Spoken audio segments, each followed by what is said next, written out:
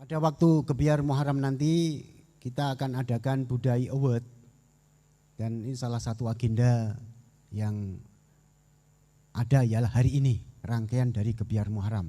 Kita alhamdulillah sudah kerawan pembicara yang sangat tidak bisa saya sebutlah beliau ini karena YouTubers ini yang saya ikuti, yang terbaru apa ini? Saya selalu mengikuti beliau, dan viewers yang jutaan di dunia maya ini, beliau memang tidak mempunyai akun khusus, channel khusus. Padahal kalau mempunyai channel khusus ini per bulan bisa $1.000 ini. Tapi beliau untuk apa $1.000 bagi beliau? Channelnya tidak usah dibuat. Ini meliputi kalau kita mengadakan sampel 100 viewers, itu dari Muhammadiyah 40, dari kelompok Nahdiyin 45, kemudian nonnya itu 20. Ya, jadi beliau ini penyatu gitu. Kemudian dari bapak-bapak mayoritas, ibu-ibu 40% gitu. Kita mau survei secara detail aja ya. Sebagian besar inilah kaum milenial menyukai beliau. Nah, ini kita nanti akan jadikan bahan topik riset untuk hibah. Tipe-tipe ya, hibah bersaing dikti untuk topik-topik ke depan untuk ini. Saya minta untuk pusat studi Islam untuk mengkaji kayak begini, ini penting. Ini fenomena luar biasa, maka kita hadirkan, tadi sudah saya sampaikan, alhamdulillah Gus Baha ini kami harapkan nanti salam dari Habib Hasan, Ketua Umum Yayasan Badan Wakaf, bahwa diharapkan secara rutin nanti elit-elit pimpinan universitas, rumah sakit, dan yayasan ingin mengaji kepada beliau. Kalau tidak di sini ya kita boleh pergi ke Narukan, Sarang. Tidak membuang waktu, tidak usah saya kenalkan CV beliau, yang tidak kenal ya kebangetan gitu aja. Tidak kenal Gus Baha enggak kebangetan. Beliau ini adalah murid kinasih Yai Maimun, ya, murid kinasih. Dan beberapa kiai besar di Jawa ini adalah guru beliau. Mohon maaf Gus. Saya berikan langsung waktu kepada beliau untuk memberikan tausiah, nasihat, wejangan, kemudian membuka mindset kita dan seterusnya. Terserahlah, kami tidak mempunyai kewenangan dan waktunya juga kami serahkanlah. Kami nggak boleh membatasi ulama. Kalau beliau, saya berhenti sekarang, siap. Dawuh, ngoten. Tapi ampun sekedhik, Bos. Ini kata. Nggih, monggo Bos, kami serahkan sepenuhnya.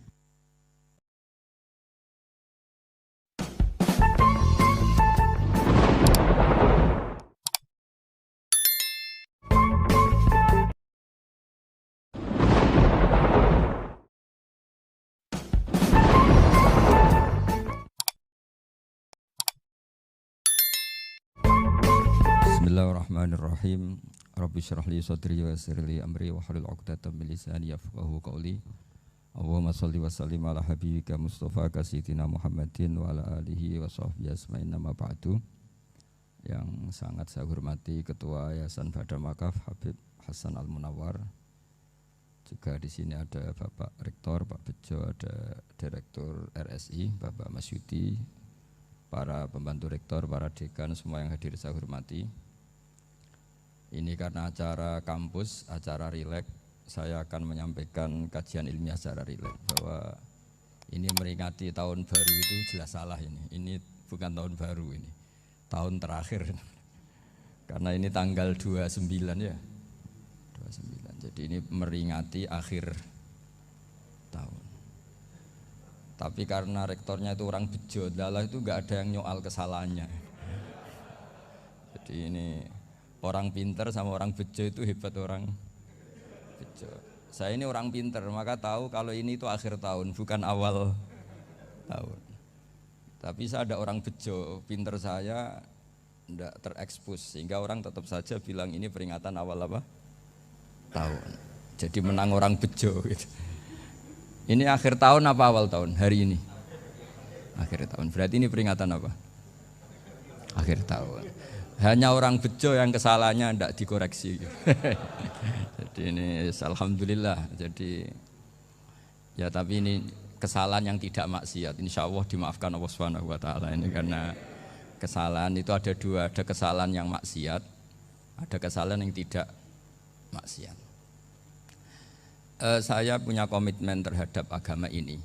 Baik tadi yang dikatakan Pak Rektor, ada unsur ulama, ada unsur habaib, ada unsur pengusaha, ada unsur birokrat. Di antara kenangan-kenangan saya dari Syekhina guru kita bersama Kiai Haji Maimun Zubair, beliau itu sering dawuh, sering ngendikan, dan itu saya sampaikan juga ketika 7 hari wafatnya Agus Robah, cucu Mbah Maimun, putra Agus Subah. Di antara yang beliau katakan itu adalah sok hak agama itu sing nggawa pegawai negeri.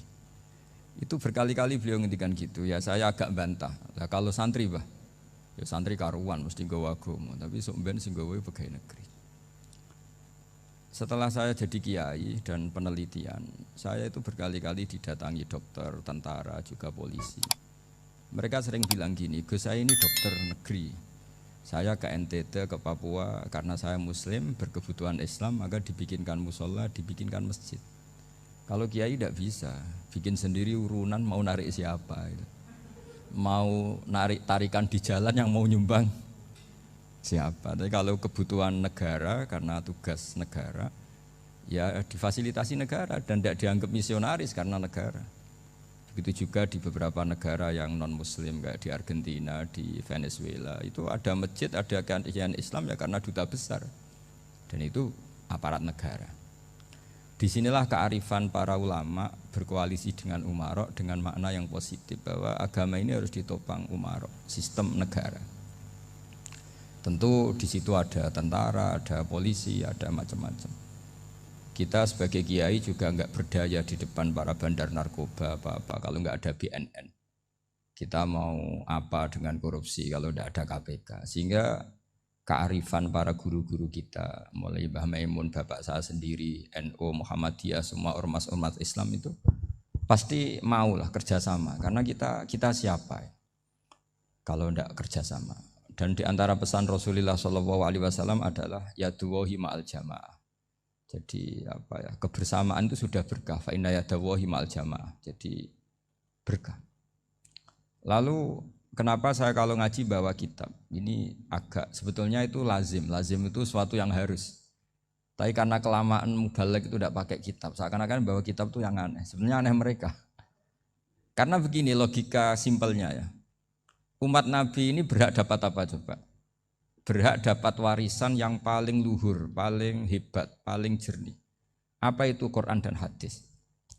Pertanyaannya, siapa yang paling punya hak otoritatif untuk menerangkan Quran hadis? Ulama. Ulama yang mana? Ya yang kapabel, yang sudah diakui dunia kayak Imam Ghazali, Imam Bukhari, Imam Syafi'i. Artinya kalau kita tidak pakai materi itu ulama mendapat pikiran kita, bukan mendapat pikiran mereka. Saya ulang lagi, kalau kita tidak pakai materi yang otentik, yang orisinil, umat ini mendapat pikiran kita, bukan pikiran mereka. Maka saya berusaha supaya teman-teman atau semua umat Islam dapat pikiran-pikirannya Imam Ghazali, pikiran-pikiran Imam Bukhari, pikiran-pikiran Abdul Qasim Al-Junaidi, kejernian-kejernian Abu Yazid Al-Bustami. Kejernian itu diantaranya adalah misalnya makalah yang menurut saya itu makalah yang super. Jadi untuk ngadepi krisis karena COVID atau karena apalah. Itu lama dulu sederhana sekali. Beliau-beliau punya rumus yang mungkin jarang didengungkan orang, tapi saya akan kampanye rumus ini. Al-istighna, hakikatul istighna, itu adalah al-istighna anis syai' labihi. Jadi pemenuhan kebutuhan yang sebenarnya adalah kita berusaha menghindari sebanyak mungkin kebutuhan yang sekunder, yang enggak penting. Bukan memenuhi semua yang kita inginkan. Jadi misalnya begini ya, kalau kita lapar, itu keinginan kita itu makan enak apa asal makan? Tentu jawabannya asal makan yang sehat. Tapi kalau nuruti nafsu kita, makannya yang enak, teman makan ya enak. Terus di warung yang favorit. Ini kan satu kebodohan. Kenapa untuk makan saja butuh definisi sekian banyak? Yang kita harus kecewa, warung favoritnya bisa sudah tutup. Atau kita ke sana harus macet. Ribet. yang benar-benar arif dan bijaksana itu adalah al-istighna anisya. Sesuatu yang tidak mendesak itu jangan jadikan kebutuhan. Sehingga kalau kita puasa misalnya, semua makanan itu enak karena kita sangat lapar. Sehingga Abul Qasim Al-Junaidi ketika ditanya, ma idamu to'am, lauk makanan itu apa? Jawabannya lucu, alju, lapar. Kalau kamu lapar ya semuanya enak. Ini sudah mulai hilang. Kita bilang makan enak itu ya sate, ya gulai, ya pizza yang kita senang. Akhirnya apa? Untuk nikmati nikmatnya Allah itu kita jadi ribet. Apalagi yang orang-orang fasik harus ditemani perempuan yang tidak halal misalnya, atau harus ada ajudan, ribet. Nah pertanyaannya, orang yang ribet sama yang enggak ribet itu pinter mana? Pinter yang enggak ribet. Nah ini kearifan-kearifan yang mulai hilang. Lalu siapa yang bisa mewarisi itu? Ya ulama. Jadi ulama itu cara berpikir sebenarnya simple. Makanya mereka sering kalau tahajud itu, di antara makalah Sayyidina Ali paling terkenal dan yang menjadikan beliau punya derajat yang luar biasa, itu adalah kafani izzan antakuna li robban wa kafani fakhron an akuna laka abdan. Ya Allah, saya ini sudah begitu mulia, begitu terhormat dan sangat-sangat terhormat karena yang menjadi Tuhan itu Engkau. Jadi rumus pertama itu karena menjadi Tuhan itu Engkau. Hanya Tuhan yang abadi, Tuhan yang pertama, hanya Tuhan yang al-awwal. Coba ya Allah, kalau saya ini punya Tuhan Fir'aun, punya Tuhan mati jadi tontonan lagi, itu kerennya di mana coba? Andaikan kita punya Tuhan Fir'aun. Atau punya Tuhan yang asal-usulnya manusia, apapun hebatnya manusia itu, kita punya Tuhan manusia itu. Tuhan yang lapar, yang kalau nggak makan mungkin pingsan, mungkin bisa kena COVID, nanti Tuhannya diisolasi, kayak apa? Makanya ketika Tuhan Allah menyindir ketuhanan selain Allah itu, Allah hanya menyindir dengan kalimat sederhana, kana yakulanit to'am, yang kamu tuhankan itu masih makan. Artinya kalau nggak makan ya lemes. Jadi lama-lama ada orang gini, alhamdulillah tadi Tuhan mampir ke saya, kelihatannya lapar, setelah tak kasih makan sehat lagi. Susah enggak punya Tuhan yang seperti itu. Beda dengan Tuhan kita. Tuhan yang enggak butuh makan, enggak butuh minum, Al-Qayyum, zat yang berdiri sendiri tanpa butuh yang lain. Al-Awwal, sebelum ada langit bumi sudah ada Tuhan kita yaitu Allah. Bandingkan dengan Tuhan-Tuhan yang dipertuhan yang lain, yang adanya setelah bumi, misalnya Fir'aun dan sebagainya. Sehingga Sayyidina Ali pertama jadi kebanggaan apa? Kafani izzan antakuna li robban. Saya ini keren betul, karena punya Tuhan yaitu Engkau. Tuhan yang lahul asma'ul husna, Tuhan yang semuanya punya kebaikan, punya keabadian, punya keagungan. Terus wa kafani fakhron an akuna laka abdan, dan saya bangga sekali karena saya menjadi hambamu. Kalau saya jadi hambanya Pak Rektor ribet kan, sudah tak hormati ternyata nanti tidak rektor, ya kan ribet kan. Terus pokoknya ribet, jadi budaknya manusia itu ribet. Makanya ada seorang wali datang ke temannya yang jadi presiden atau jadi raja. Datang ke situ karena tidak punya uang, mau minta uang karena temannya raja. Setelah sampai sana ternyata temannya ini karena orang soleh pas berdoa, ya Allah saya minta ini, minta ini, minta ini. Terus si wali tadi pulang. Kenapa kamu pulang? Ternyata dia sama, masih minta-minta kayak saya. Jadi sederhana deh. Sama-sama minta kamu, minta zat yang kamu mintain katanya. Jadi dulu itu orang itu sebegitu dekat dengan Allah. Sehingga si raja ini terus ketemu wali tadi tanya, kenapa kamu menyepelekan saya padahal sekarang saya raja? Terus ditanya sama wali tadi, karena temannya, kalau kamu di padang pasir tidak bisa minum dan harus minum 1 gelas, dengan ongkos kamu harus mengasihkan semua kerajaan kamu demi minuman itu. Pilih mana, minuman apa tetap jadi raja? Ya saya milih bisa minum. Saya tidak raja tetap hidup, tapi kalau nggak minum mati. Bagaimana Anda bangga dengan satu kerajaan sing la yusawi kak samain, yang tidak sama dengan segelas air. Jadi artinya terus mereka melihat jadi raja itu ya biasa, jadi presiden biasa, jadi rektor biasa. Karena mereka biasa berlogika, hakikatul izzah itu ya at-taqarrub ila Allah, yang benar-benar terhormat itu ya dekat dengan Allah. Begitu seterusnya mereka bikin paradok-paradok yang aneh, tapi itu menjadi pelajaran. Bapak saya Ki Nur Salim itu senang baca anekdot Nasiruddin Koja. Itu kalau bikin orang-orang aneh, itu dia datang ke satu pesta, pakai baju lusuh, pakai sarung lusuh atau celana lusuh, sama Sohibul Bed yang punya acara dibiarin. Setelah dibiarin dia pulang pakai jas, pakai dasi, pokoknya keren. Dihormatin, pakai alpat, pokoknya dihormatin. Silakan. Pas dia disuruh minum, minumannya itu disokkan saja ke sakunya. Jas, kamu harus minum yang banyak, karena kamu yang dihormati, bukan saya. Terus makanan ya semuanya diletakkan di saku, ada yang apa? Ayo kamu makan yang banyak. Alpatnya juga gitu, dikasih sate apa? Ayo kamu makan yang banyak. Mereka tidak melihat saya, melihat kamu. Akhirnya orang satu pesta itu istighfar semua, berarti kita ini salah. Terus dia pidato, kenapa kamu uang gitu? Tadi saya datang, orangnya sama. Gara-gara beda pakaian, penghormatannya beda. Berarti yang berhak dapat makanan ini jasa saya, bukan saya. Betapa naifnya kita sebagai orang. Ternyata kita masih hormat sesuatu yang seperti itu, yang atribut lah. Jadi orang-orang sufi itu orang yang bisa menertawakan dunia. Akhirnya ya, pertama dia dianggap orang gila, masa jas dikasih makan, dikasih minum. Tapi secara fikih dia benar, haram dia makan. Karena pas dia datang dibiarin, setelah pakai jas dikasih makan. Berarti hakikat yang dapat rezeki siapa?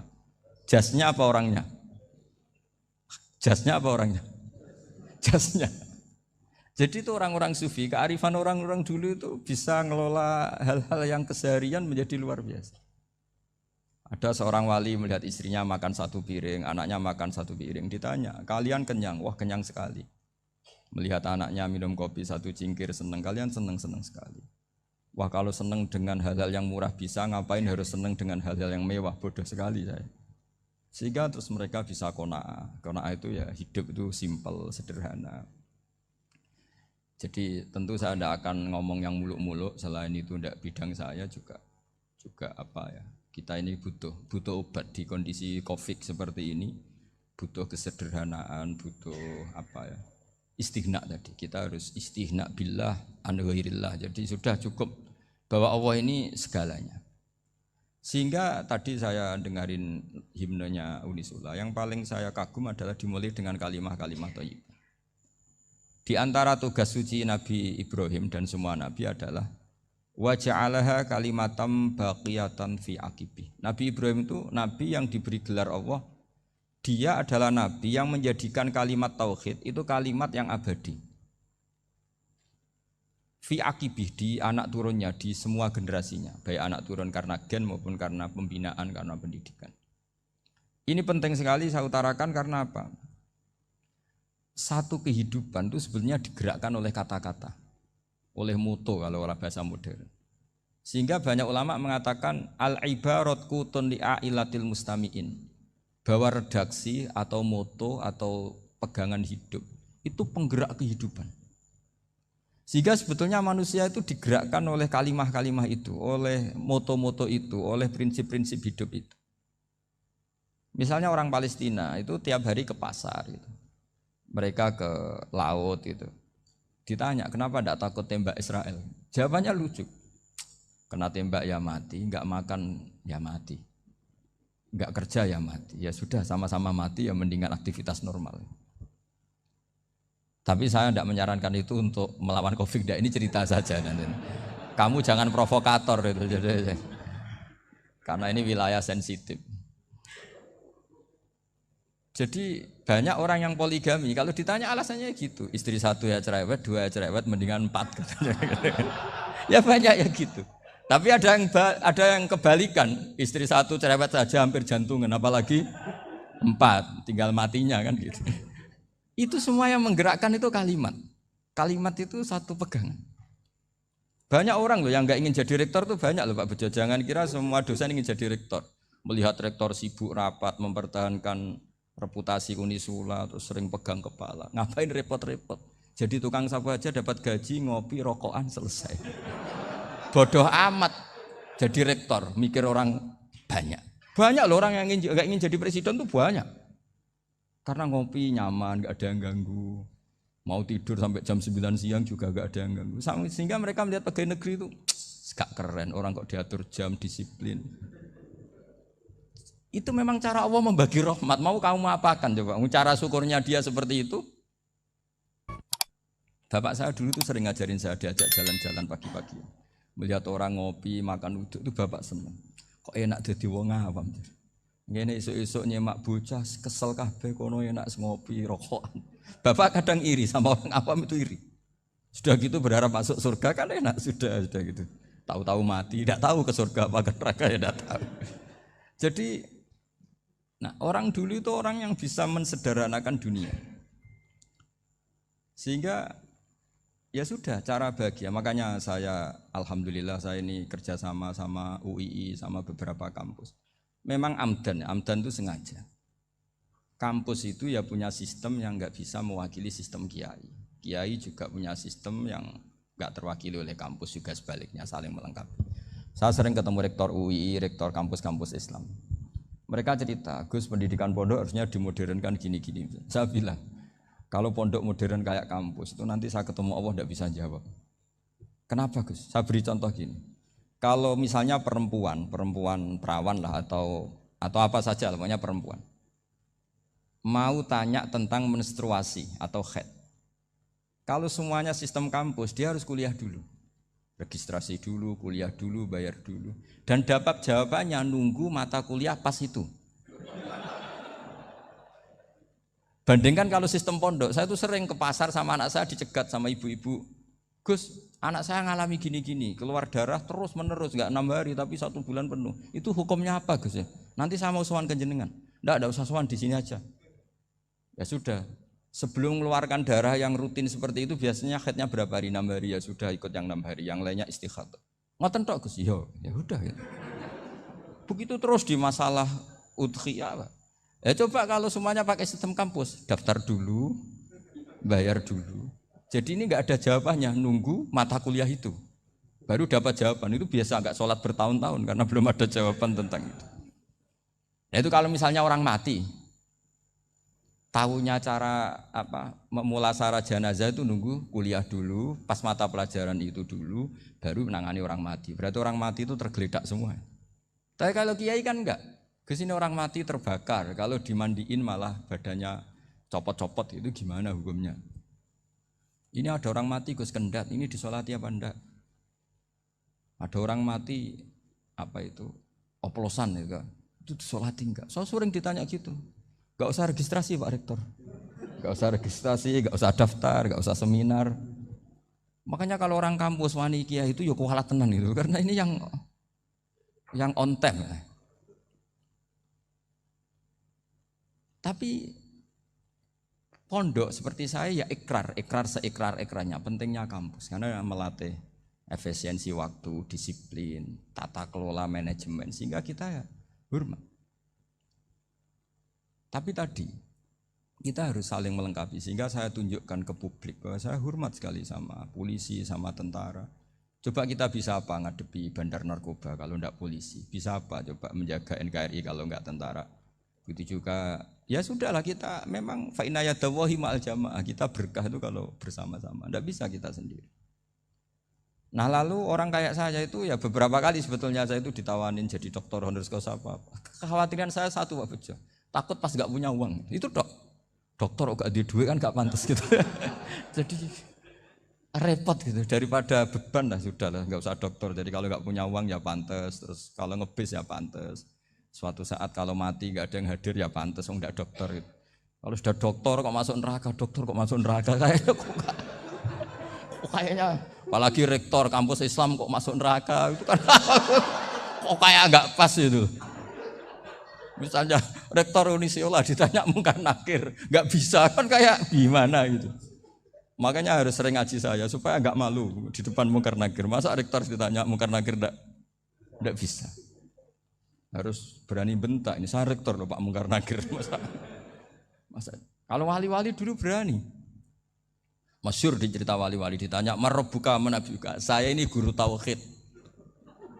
Kok kamu tanya marabbuka manabuka yang ngelotok? Kamu tidak pernah ngaji, enak aja tanya. Jadi wali-wali itu ya rileks ngadepi mungkin. Saya yakin rileks wali di Bang Pak Rektor. Saya yakin itu. Karena wali itu lebih dekat Allah. Sehingga orang dulu itu saya ulang lagi ya, ada satu kearifan namanya hidup itu apa? Hidup itu adalah cari sebanyak mungkin supaya hidup itu tidak tergantung pada banyak hal. Sehingga misalnya cara berpikir orang-orang modern itu sebenarnya banyak orang-orang ilmuwan yang nggak ngagumi Amerika. Bukan karena angkuh ndak. Untuk mempertahankan kebesaran negara sebesar itu, kebutuhan listriknya besar, kebutuhan tentaranya besar, kebutuhan apa? Sementara negara kayak Venezuela atau Swiss kebutuhannya ada banyak. Pertanyaannya, yang tergantung dengan banyak hal sama yang tidak tergantung banyak hal, itu pinter mana? Kalau dibalik pertanyaannya gitu, negara-negara maju itu tidak keren kalau dibalik pertanyaannya. Orang yang untuk mempertahankan eksistensinya banyak, butuh banyak hal, dengan yang tidak butuh banyak hal, itu pinter mana? Orang yang bahagianya nunggu jadi dokter, nunggu jadi kiai besar, kiai viral, dengan orang yang bahagia cukup dengan ngopi, itu pinter mana? Tapi kalau dibalik pertanyaannya, orang yang taunya nikmat hanya kopi, dengan nikmat yang banyak, pinter mana? Makanya Mbah Mun itu kalau guyon itu lucu. Aku iku saake ambek wong desa sing mlebu swarga. Saya dulu eskal mlebu swarga kok disakeni. Akhirnya beliau memberi penjelasan. Wong desa iku roe pakanan enak, iku mau kopi mbek uduk. Lah swarga iku mau nuruti sing dikarepno. Akhirnya semua mangan wis ngopi, nguduk, ngopi. Wong ora roh pakanan liyane ku ora roh. Nasi mandi ya ora roh, pizza ya ora roh apa-apa. Terus saya bilang, wah lah niku nak nganti selera tentang wanita cantik. Iku juga sederhana. Rodok pesek ya wis cantik, rodok ireng ya wis. Apa bidadarinya seperti itu karena saking enggak pengalamannya. Jadi surga itu kan nuruti apa yang diinginkan. Kira-kira keinginan orang kampung kalau di surga itu apa coba? Makanan apa coba? Ya, nak senangnya ketemel gemblong itu. Nah, artinya malaikat lebih suka nangani surganya orang-orang kampung timbang Pak Rektor. Ini sudah ribet ini. Makanan apa saja sudah dicoba. Ya. Terus kalau di mall tahu orang macam-macam, seleranya macam-macam pasti. Enak mana kalau sampai jadi malaikat pelayan surga? Suka ngelayani orang kampung apa yang orang kota? Orang kampung kan? Jadi ya itu guyon tapi itu menjadi pikiran kita bahwa orang yang banyak kebutuhan itu sebetulnya banyak kebodohannya karena menggantungkan kebahagiaannya dengan banyak hal. Makanya Imam Syafi'i ngendikan istighna itu apa? Al-istighna anisya'i. Yang dikatakan kecukupan adalah berusaha sebanyak mungkin banyak hal tidak kamu butuhkan. Bukan memenuhi semua kebutuhan kamu karena nafsu kamu ini tidak ada batasnya gitu. Kalau kamu penuhin nggak akan selesai. Itu ada perempuan yang kurang cantik itu minta doa saya, Gus doain suami saya kaya. Terus tak guyonin, terus nggak minta. Kalau suami kamu kaya, yang pertama dirubah itu apa? Rumah supaya rumah saya bagus. Kedua apa? Mobil supaya mobil saya bagus. Nanti yang dievaluasi itu kamu. Mobil bagus, Alphard, rumah mewah, istrinya kamu pasti itu dievaluasi. Langsung enggak usah. Sudah gini aja kan. Jadi pertama yang dievaluasi itu kaya itu coba kalau suami kaya itu yang dievaluasi pertama rumah ya. Rumah ganti. Setelah itu apa? Mobil. Kira-kira berikutnya. Akhirnya sudah Gus enggak jadi. Nabi Ibrahim itu pernah minta umur panjang. Keren umur panjang. Sama Allah enggak dijawab. Datang orang tua gitu mertamu ke Nabi Ibrahim. Terus disuguhi dikasih kurma. Apa itu? Kok kurma apa? Anggur yang sudah matang sekali. Sudah dimakan. Setelah dimakan meler keluar lagi. Dimakan lagi meler lagi. Terus Nabi Ibrahim masuk lagi ke kamar. Ya Allah doanya tak cancel. Nanti kalau saya tua kayak itu. Jadi Allah itu enggak jawab langsung tapi ngirimkan itu. Akhirnya ya Allah enggak jadi. Nanti takut itu. Saya pernah ngalami jadi kiai tadi ada ibu-ibu ya enggak pati cantik lah. Suaminya tuh miskin sekali. Minta doa saya supaya kaya. Bareng tak kasih pertimbangan itu udah enggak usah. Enggak jadi. Jadi itu kearifan. Tapi kearifan ini harus kita tanamkan. Saya nggak bisa membayangkan Indonesia yang besar ini, andai kan tidak ada qanaah, nerimo ing pantum. Coba sekarang ada Covid. Andai kan Indonesia itu kayak Perancis. Saya beberapa kali punya tamu orang yang hidup lama di Perancis, bahkan dapat istri orang Perancis. Itu dulu nggak begitu mencintai Indonesia. Tapi setelah di Perancis 2 tahun, wah Indonesia hebat. Di Perancis itu kata dia kalau cerita, semua kebutuhan masyarakat itu dibebankan ke negara. Apa saja minta negara, apa saja nyoal negara. Sementara Indonesia, coba kalau Indonesia mengalami seperti ini kok tidak ada qanaah rimo ing pantum, bisa kios Indonesia. Orang miskin nyalahkan negara, kelaparan nyalahkan negara, apa saja. Tapi barokahnya dididik kiai, jogeman nyalahno wong liya. Urip pun romo ing pandum, diame. Sampai gak ngerti kalau Covid.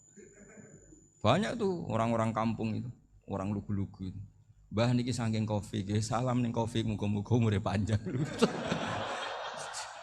Dikira Covid itu nama orang yang ahli sosial itu. Mbah niki dana saking Covid. Matur nuwun sampekno salamku, muga-muga umur panjang. Bingung kan yang nganterin ini. Ini gimana yang mau menjelaskan? Memang enggak paham. Ribet kan. Tapi saya pastikan bahwa dengan keadaan seperti ini kita bahagia, kita stabil, itu jelas barokahnya kalimat tadi, moto tadi atau pegangan hidup tadi. Makanya disebut al-ibarat qutun li'ailatil mustami'in, bahwa redaksi atau kata-kata atau pegangan atau filosofi hidup, apalah namanya itu adalah penyemangat. Penyemangat. Karena kata-kata ini memang luar biasa. Ketika sahabat perang demi kebenaran, zaman itu ya pasti benar karena yang dibela Nabi. Dulu itu kan enak zaman Nabi, yang dibela mesti benarnya, musuhnya mesti salahnya. Sehingga dulu itu memang harus tegas. Kalau sekarang mau tegas gimana? Yang kamu bela tidak mesti benar, musuhnya tidak mesti salah. Ribet kan kalau misalnya saya tukaran sama Pak Rektor, kamu mau bela mana kan bingung. Saya tidak mesti benar, saya tidak Nabi. Pak Rektor apalagi tidak mesti benar lagi kan? Ribet kan? Jadi kalau kita mau perang sekarang itu mau pede gimana? Enggak. Makanya banyak ulama sekarang tuh mau tegas tuh enggak berani karena ya banyak hal yang abu-abu lah wilayahnya. Misalnya pilihan presiden, atau pilihan bupati, pilihan menteri. Kamu mati-matian bela itu, yang kamu bela tidak mesti benar, musuh kamu tidak mesti salah. Misalnya pilihan bupati, wah ini kabupaten ini baik kalau bupatinya ini, yang satu bilang ini, terus tim suksesnya kamu tanya, kamu yakin? Ya enggak juga. Lah kenapa semangat? Kan saya botohnya paling alasannya ya itu aja, bukan yang lain. Beda dengan zaman Nabi, nabinya mesti benar, Abu Jahalnya mesti salah, kan enak aturan mainnya jelas. Singkat cerita dalam perang itu banyak sahabat yang alami luka, ngalami apa gitu. Kemudian curhat ke Nabi, ya Nabi gara-gara derekkan jenengan, ngikuti jenengan saya harus ngalami seperti ini. Ngiranya orang itu diapresiasi sama Allah keluarnya. Ternyata sama Allah enggak diapresiasi. Malah diturunkan ayat intakunu ta'lamuna fa innahum ya'lamuna kama ta'lamun wa tarjuna minallah ma'ala yarjun. Kalau kamu sakit karena perang, orang-orang kafir itu ya sakit. Itu saja berani padahal demi kekafiran. Wa tarjuna minallah ma'ala yarjun. Padahal kamu punya nilai lebih yaitu berharap kepada Allah yang mereka tidak punya. Saya jadi kiai itu ya kadang mangkel. Karena yang benci ya benci, yang seneng itu ngel-ngel loh kayak Pak Bejo. Jadi semuanya ribet. Nah iya, yang benci ya ganggu, yang seneng ya ganggu, tambah nemen. Seribet. Tapi kalau sudah ingat bandar narkoba, mereka berhadapan dengan polisi, kadang ditembak karena kesalahannya terlalu fatal. Antar persaingan mereka juga bisa tembak-tembakan karena merebut pasar narkoba. Itu saja mereka berani.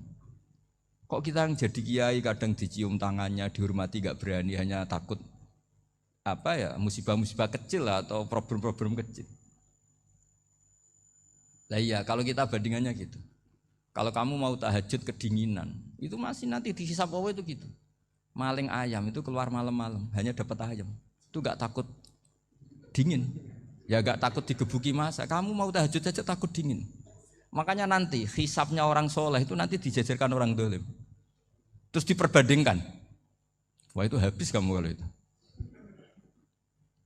Jadi misalnya Unisula mau rapat, tapi ini malam, kalau malam dingin nanti saya masuk angin. Anak-anak pang di perapatan aja berani kamu. Kalau sudah perbandingannya gitu tuh ribet kita nanti. Makanya itu kalimat itu moto atau filosofi hidup. Sehingga diulang lagi nasihat itu. Iyam saskum korhun faqad masal qoma korhum mislu. Kalau kamu kena luka, orang-orang yang enggak benar juga akan kena luka. Itu aja berani demi ketidakbenaran. Masa kamu demi kebenaran enggak berani? Akhirnya orang itu, ya itu kalimat, itu heroik. Makanya kita ini penting ya, makanya tadi himne Unisula dimulai kalimat thayyibah. Karena kalimat ini yang menjaga kita kalimat ini. Misalnya tentang Tuhan. Kenapa orang Islam imannya kokoh seperti ini, termasuk yang sudah hidup di Amerika, di Australia, di mana-mana. Itu ya barokahnya ajaran atau barokahnya kalimah. Saya sebut kalimah saya pakai bahasa santri. Karena la ilaha illallah itu dalam tradisi santri disebut kalimatu haqqin alaiha nahya wa alaiha namut wa alaiha nub'ats. Ada yang riwayat wa biha nub'ats insyaallah taala minal aminin. Kenapa mereka di mana-mana meskipun sekolah di Amerika, di Australia, bahkan di Uni Soviet tetap mukmin? Itu barokahnya ajaran yang benar. Allah itu siapa? Tuhan. Tuhan itu sifat dasarnya apa? Awal. Dia harus wujud awal sebelum makhluk yang lain. Sehingga ketika ada negara yang maju, yang tertib, manajemennya tertib, masyarakatnya makmur, tapi punya Tuhan yang tidak seperti itu, tidak awal, itu sudah gak nyaman. Karena ndaklah keren Tuhan saya, karena Tuhan saya itu al-awwal, zat yang pertama. Tuhan saya keren lah, zat yang gak mati. Tuhan yang gak mati, yang gak pernah mengalami kematian.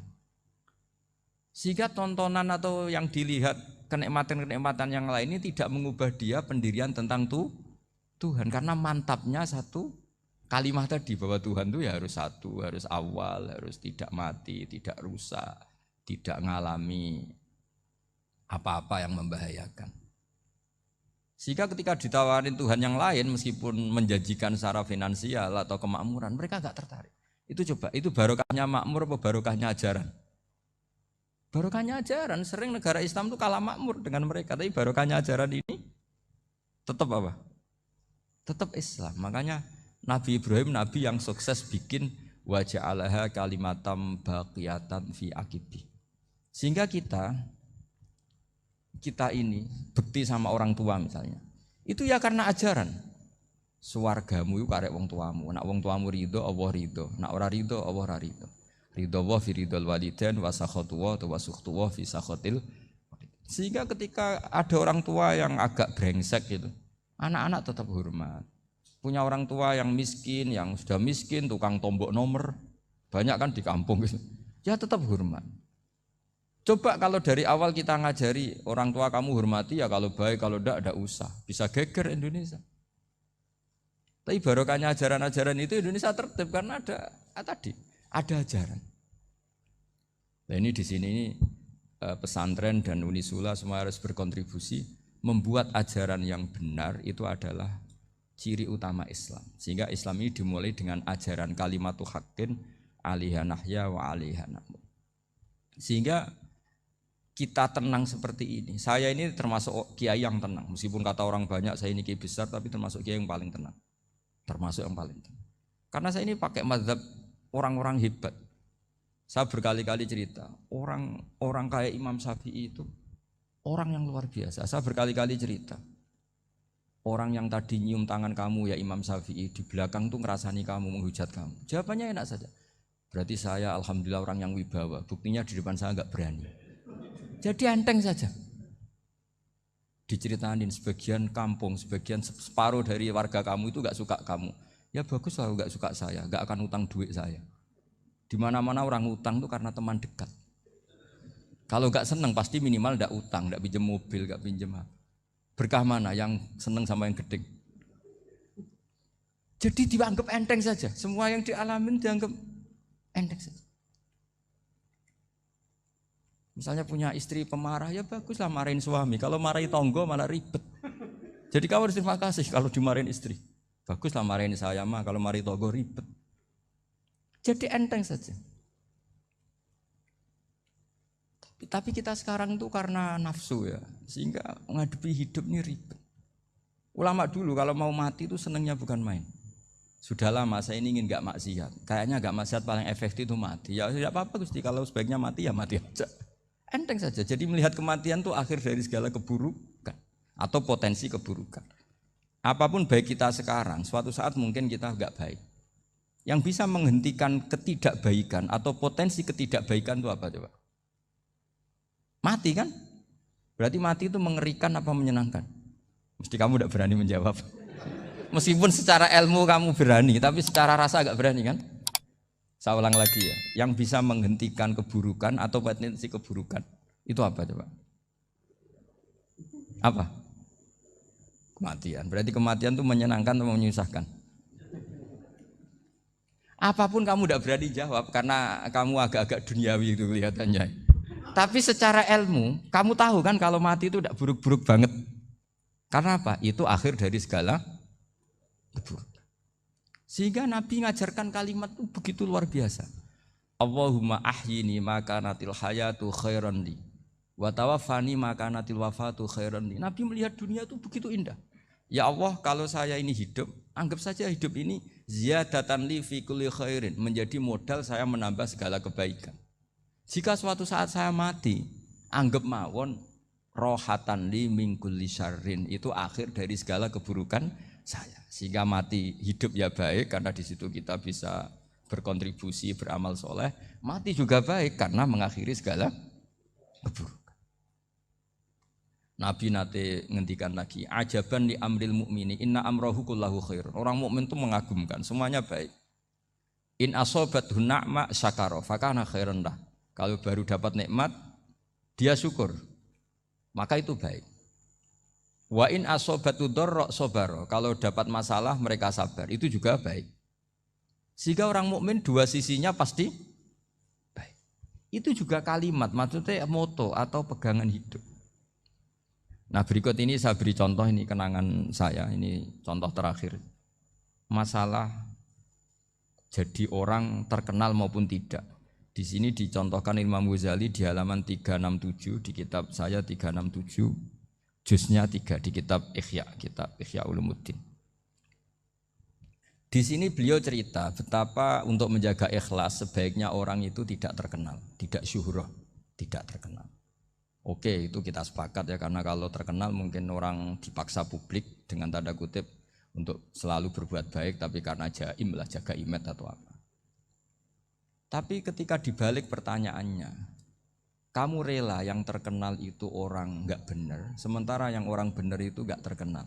Lalu masyarakat tahunya yang tidak benar. Kalau pertanyaannya dibalik gitu, orang baik wajib terkenal enggak? Kalau pertanyaannya dibalik seperti itu. Dokter yang benar tidak terkenal, yang malpraktek terkenal. Kamu ingin kondisi seperti itu? Enggak ingin kan? Kampus yang bagus enggak terkenal, kampus yang bagus enggak terkenal, yang enggak bagus. Nah, artinya apa? Gara-gara olah kata, olah pikiran, ini logika jadi rubah. Lagi-lagi apa? Jawaban itu ada di kata-kata sebetulnya. Makanya bab-bab seperti ini tidak usahlah kita berdebat, berpolemik, sebaiknya orang itu humul, menutup diri, apa sebaiknya orang terkenal, itu enggak perlu seperti itu. Sudah terserah Tuhan saja. Makanya saya mulai dulu ngaji sampai sekarang itu ya tidak punya punya ikon tertentu atau punya website tertentu, enggak. Sudah terserah pangeran. Sudah. Saya juga tidak sok suci materialistik atau enggak, ya tidak mikir saya. Bukan apa-apa ya, karena saya ini kiai, jadi biasa urusannya sama Allah, tidak sama makhluk. Jadi pusing kalau sama sarah-sarahnya makhluk itu pusing. Meskipun rektor kalau nasihati saya pasti tidak saya terima, itu tetap makhluk, itu sudah ada ngefek kalau saya itu sudah ada itu. Bukan karena saya sombong, ya memang makhluk betul gitu, bukan. Cuma nasibnya bejo aja, tapi makhluk tetap makhluk. Saya beri contoh ya.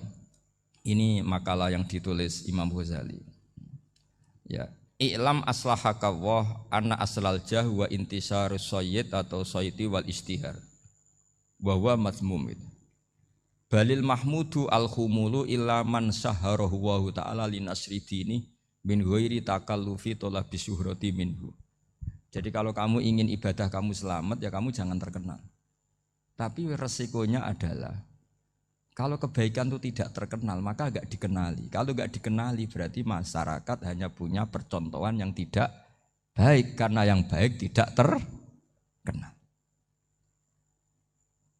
Jadi itulah ulama-ulama dulu. Jadi apa-apa itu dibanding-bandingkan. Kemudian nanti kelihatan jawabannya itu kelihatan.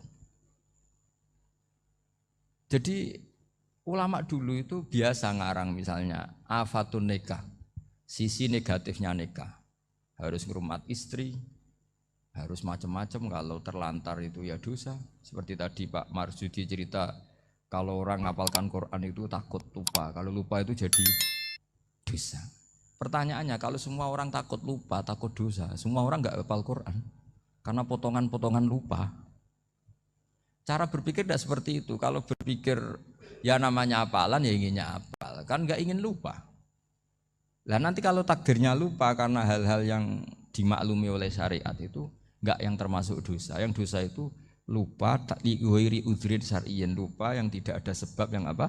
Syar'i. Tapi lupa bawaan EQ-nya tidak bagus, lupa bawaan sering dibentak. Oh itu enggak masalah karena bawaannya orang tertekan itu ya lupa. Coba kamu hafal Quran, terus punya kredit jatuh tempo, pas hari itu aku yakin enggak cerdas sudah. Itu bawaannya orang tertekan itu pasti lupa. Jadi ya saya teruskan ya. Jadi terus ada makalah yang sangat bagus sekali tentang itu. Saya baca ya. Wa yadullu ala dzalika anna Allah azza wa jalla amaral anbiya'a bi idharil amali lil iktida wa khassahum bi mansibin nubuwah. Wala yajuzu ayyudhanna bihim annahum khurrimu afdhalal amalen. Jadi orang yang terlalu mendewa-dewakan khumul itu menutup diri. Oke itu baik karena dengan khumul, dengan menutup diri Anda tidak riya, Anda tidak pamer.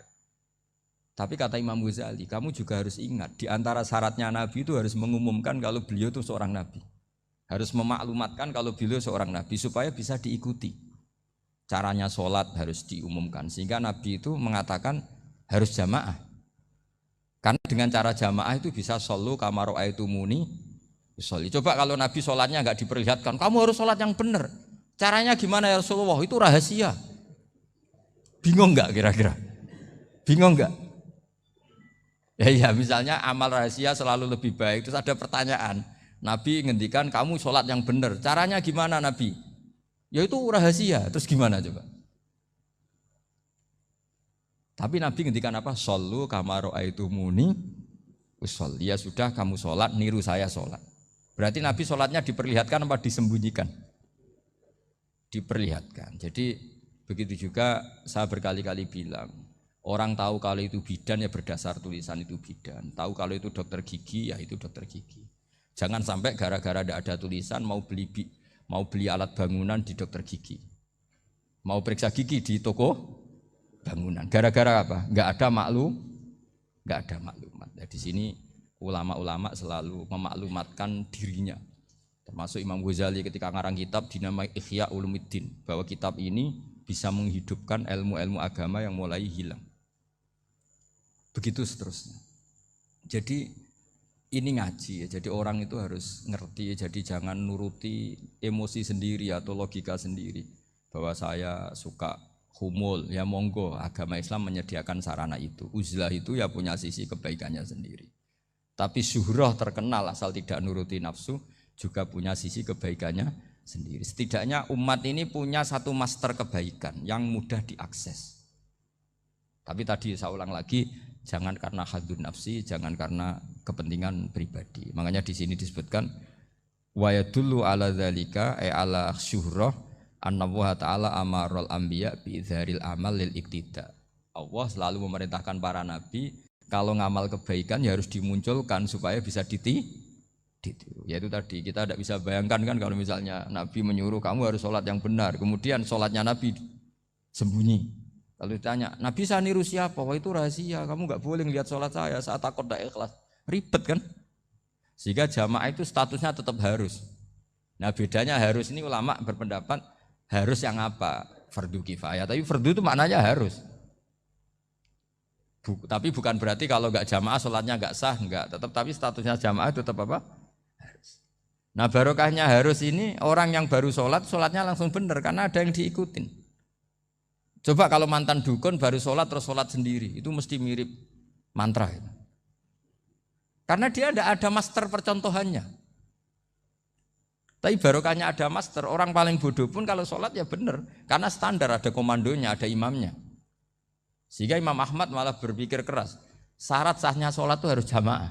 Cara pikirannya Imam Ahmad. Keras sekali beliau.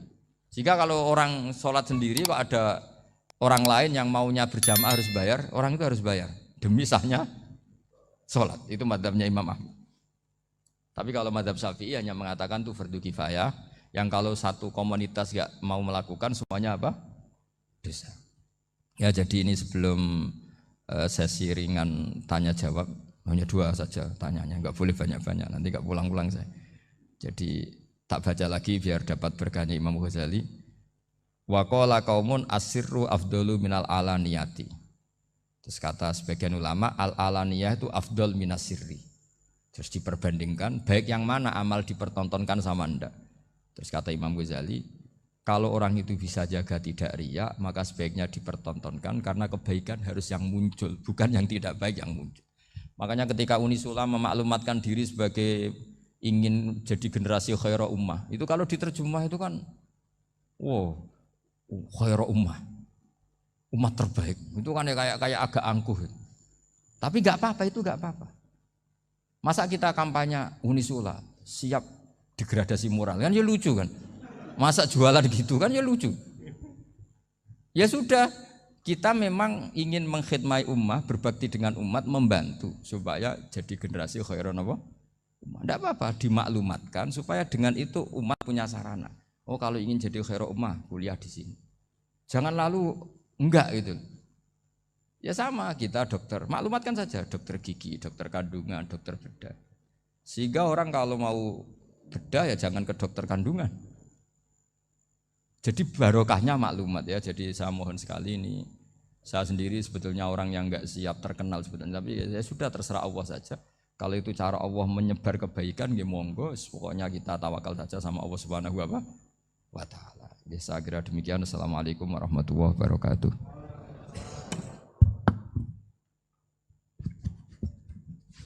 Matur suwun Gus.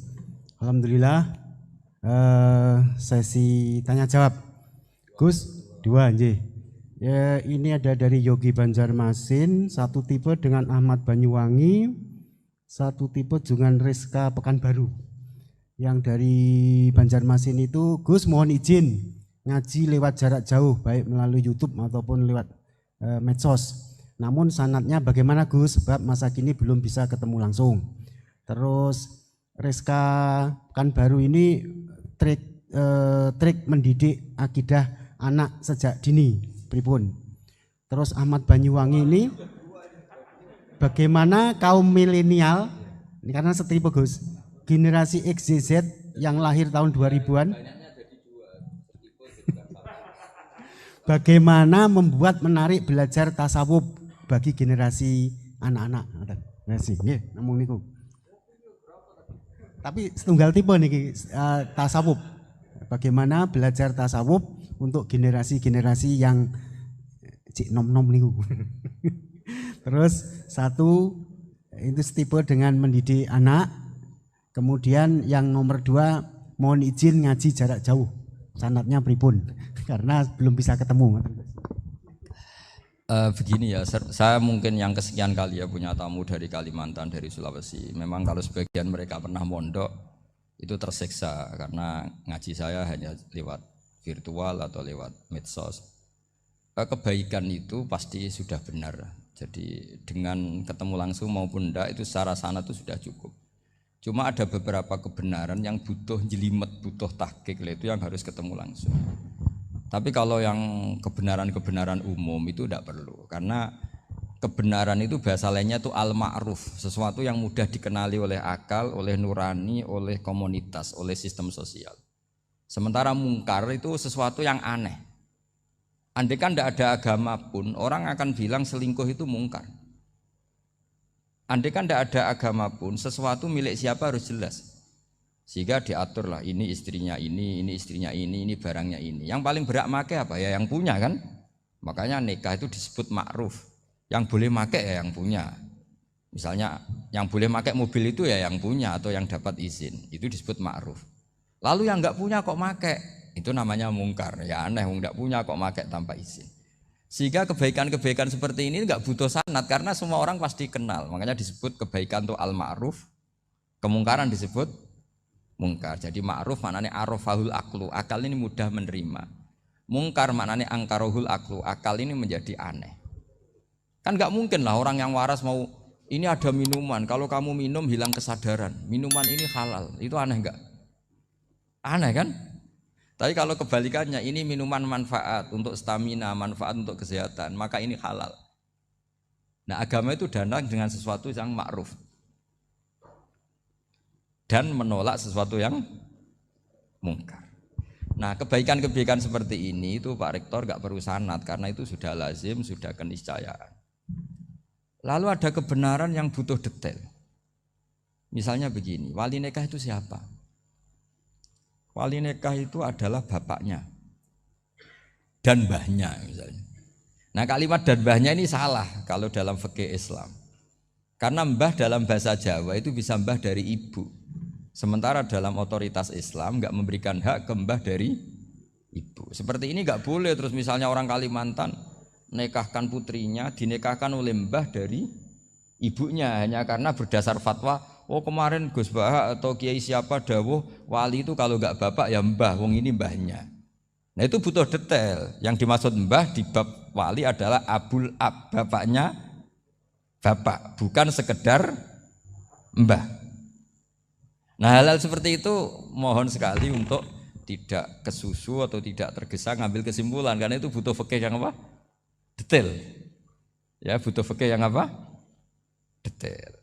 Padahal istilahnya sama, wali itu bapak dan mbah.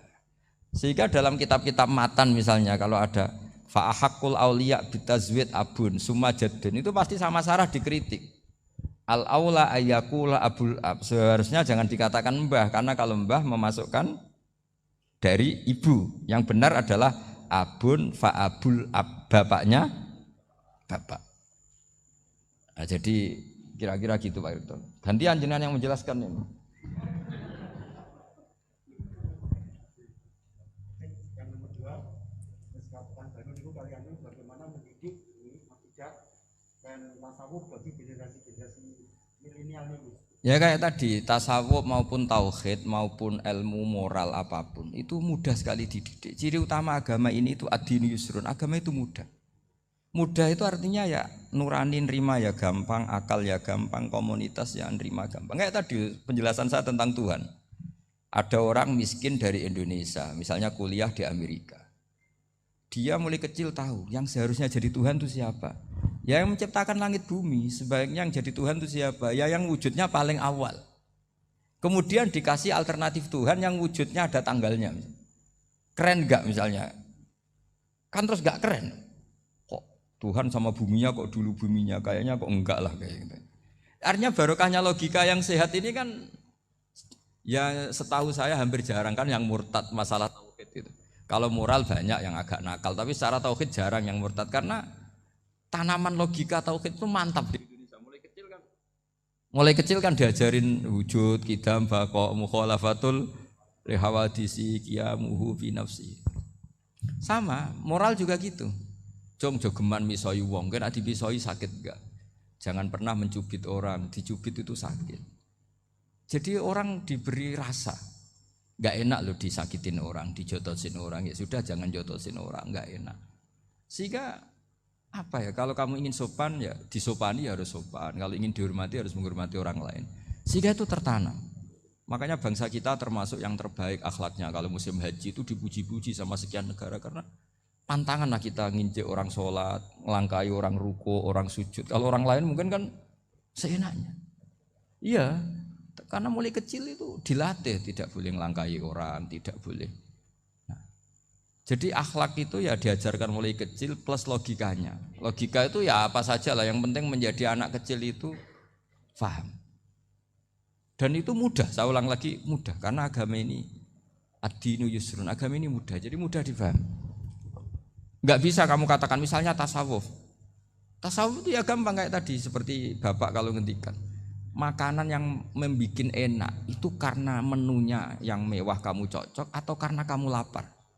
Lama-lama orang kan berpikir ya setiap puasa itu kok tempe enak, tahu enak, tapi kalau sudah buka, sudah kenyang, apa saja semuanya menjadi tidak enak. Padahal kualitas menunya masih enak, tapi gara-gara kenyang menjadi tidak enak. Berarti penyebab enak itu lapar apa menu? Lapar. Jadi apa ya kearifan ini loh yang menjadikan luar biasa. Makanya tadi ada kalimat yang benar, wa ja'alaha kalimatam baqiyatan fi aqibi. Jadi Ibrahim adalah nabi yang sukses menanamkan filosofi kebenaran ke anak cucunya. Dah, yang terakhir. Dah. Ini Siti Mutmainah dari Undip. Yeah. Maunya bergabung tapi karena terbatas, mohon izin Gus mengingat mati kebaikannya nopo untuk keluarga maupun pemimpin. Wah, ya bagus lah kalau itu. Kalau di kitab-kitab yang saya baca, ingat mati itu tidak selalu baik juga tidak selalu buruk. Malah kalau menurut Sayyid Abdul Al-Haddad khusus yang para pelajar yang mencari ilmu itu nggak baik ibadahnya ingat mati. Karena dia harus dinamis, harus mobil. Kalau ingat mati kan terus lemes. Tapi kalau untuk pejabat harus ingat mati, kalau enggak korupsi terus itu. Harus ingat mati. Jadi kalau manfaat bagi keluarga begini ya, saya merasakan. Ini tanya anak saya itu baru tamat aliyah kemarin. Yang satu barusan mondok sarang baru 2 bulan atau 1 bulan. Itu saya kalau bilang ke anak-anak gini, kamu ketemu saya itu harus spesial. Bisa saja bapak besok itu meninggal. Jadi semua hari itu spesial. Karena jangan-jangan ini kenangan terakhir. Nabi itu kalau ngajari orang supaya sholat khusyuk, sholli ka'annaha sholatu muwaddi'in. Kamu sholat seakan-akan itu sholat terakhir kamu. Oh itu mesti serius. Kamu ketemu istri seakan-akan terakhir pertemuan kayak mau pergi ke New Zealand atau ke Amerika. Aja malam itu spesial karena besok istri saya pergi. Bayangkan kalau itu terakhir mau mati. Sampai ngamuk serasido lah kan gitu. Jadi hikmah ingat mati itu makanya Nabi diantara riwayat ya. Meskipun riwayat ini diperdebatkan, tapi jelas ini satu petua yang baik. Wa'mal li akhiratika ka'annaka tamutuhud, dan kamu beramal untuk akhiratmu seakan-akan besok itu mati. Maka sholat kita akan spesial, hidup kita akan spesial karena kenangan kita terbaik ya sekarang, besok sudah mati. Sehingga anak-anak saya itu sama saya itu senang sekali. Saya juga sama anak-anak senang. Karena kesempatan ini tidak selalu ada. Jadi tapi ada kalimat untuknya wa'mal lidunyaka i'mal lidunyaka ka'annaka ta'isu abadan. Untuk duniawi kamu seakan-akan hidup selamanya. Itu maksudnya itu rileks saja. Misalnya hari ini urusan enggak selesai, besok masih ada hidup. Enggak selesai, besok masih hidup, sehingga rileks. Tapi kalau urusan akhirat harus selesai sekarang karena besok sudah mati. Jadi ingat mati itu positifnya ya tadi. Semuanya akan indah. Coba orang yang mau meninggalkan Indonesia, misalnya nyuwun sewu LSM yang biasa demo atau mahasiswa yang biasa demo. Terus tawarin, besok kamu kuliah di Rusia. Itu warung apa saja kenangannya baik semua karena mau meninggalkan Indonesia. Tapi kalau tahu gak meninggalkan Indonesia, demo terus. Orang-orang sering demo, tawarin ke luar negeri, kira-kira mau enggak? Pasti lebih suka apa? Indonesia. Orang paling miskin yang ngeluh terus di dunia ngeluh gak pernah nikmat, tawarin mati, mau enggak? Enggak mau kan? Nah, jadi untuk supaya hidup ini nikmat, semuanya itu anggap kenangan terbaik Anda, dan itu bisa saja kenangan terakhir. Makanya resepnya Nabi supaya sholat khusyuk apa? Sholli sholatam wadi'in, kamu sholat ka'annaha sholatum wadi'in, seakan-akan itu sholat apa? Terakhir, sehingga terus kita nyaman, kita apa, dan kita nganggap ini sholat yang terakhir. Nanti ternyata masih lagi, ya sudah itu sholat yang terakhir lagi, sehingga semuanya apa? Spesial.